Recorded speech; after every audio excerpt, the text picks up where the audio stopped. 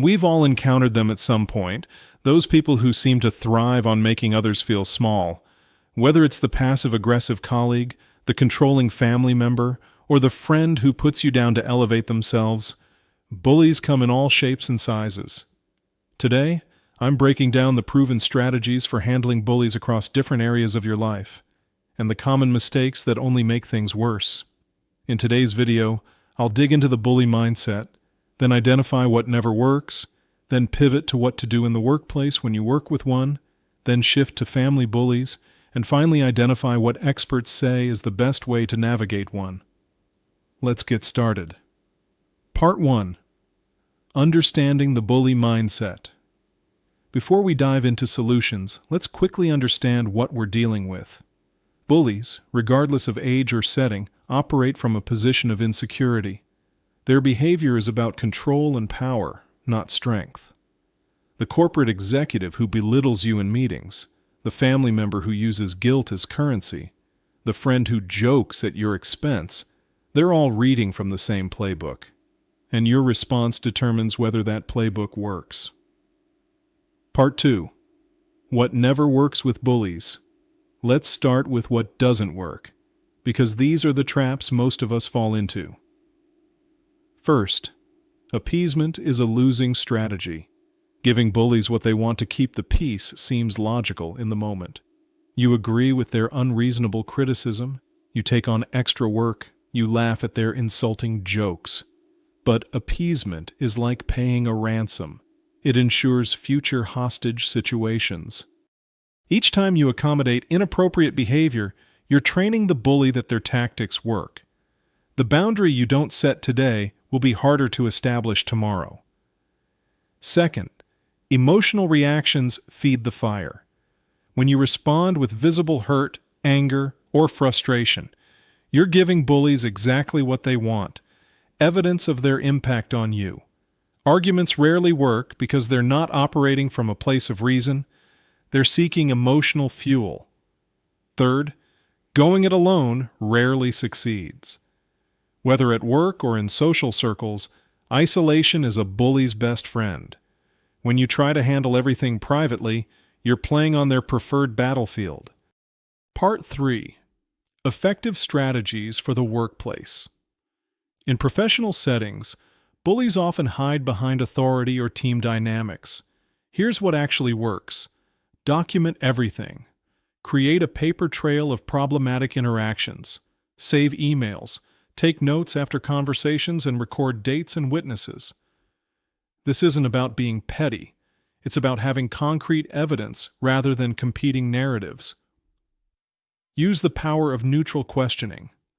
When faced with aggressive behavior, respond with calm, clarifying questions. Could you explain what you mean by that comment? I'm not sure I understand. Could you clarify what you're asking me to do? That's an interesting perspective. What makes you see it that way? These questions force accountability without escalation.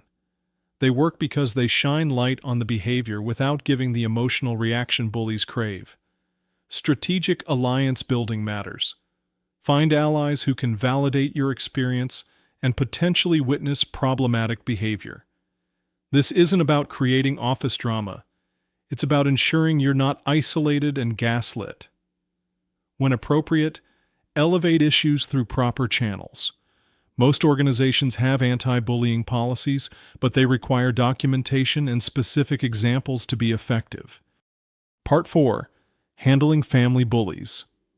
Family dynamics add layers of complexity because of shared history and the assumption that you can't escape family.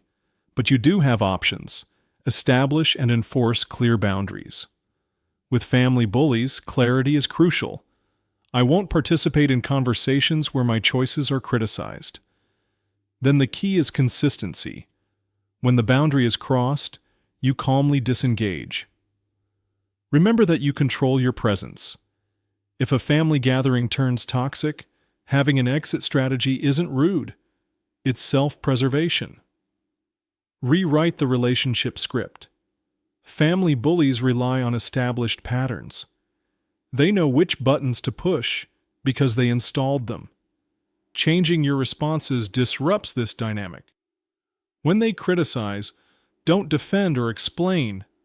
When they compare you to others, don't compete.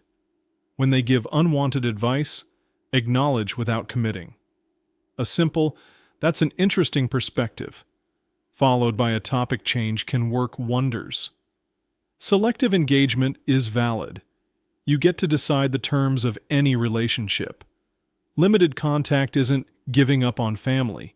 It's creating terms that allow you to preserve your well-being while maintaining necessary connections. Part 5. Confronting social circle bullies. Friend groups can harbor subtle bullies who use humor, gossip, or social positioning as weapons. Here's how to handle them. Name the behavior directly. Social bullies often hide behind just joking shields.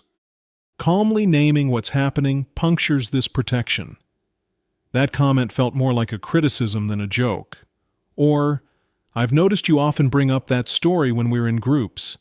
Create distance without drama. Unlike family or work, friendship is entirely optional. The simplest solution is often creating space between yourself and toxic peers.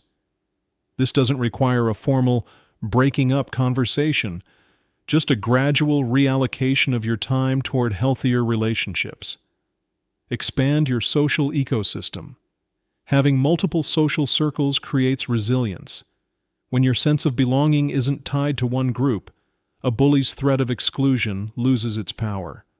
Finally, let's unwrap Part 6. Universal principles that work everywhere.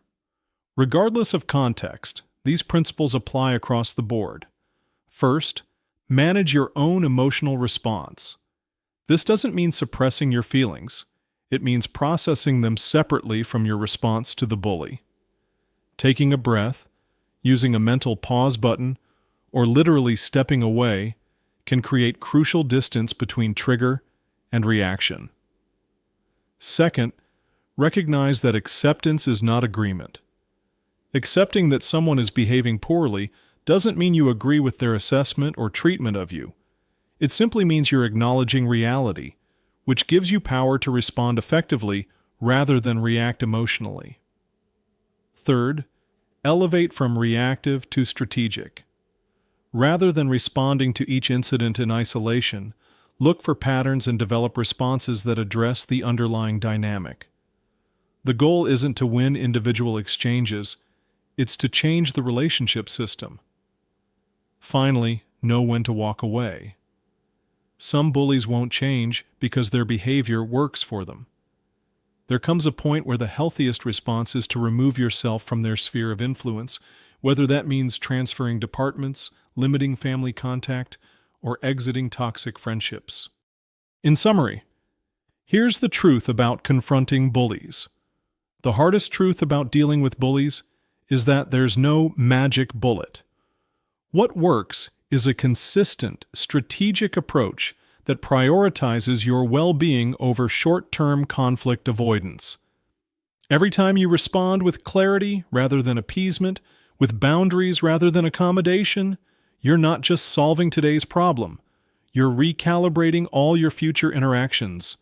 The goal isn't to change the bully, it's to change the dynamic. And that starts with recognizing your power to respond differently than they expect. You deserve respect in every context of your life. And sometimes, claiming that respect means being willing to create discomfort for the bully and initially for yourself. But on the other side of that discomfort, that's where freedom lies.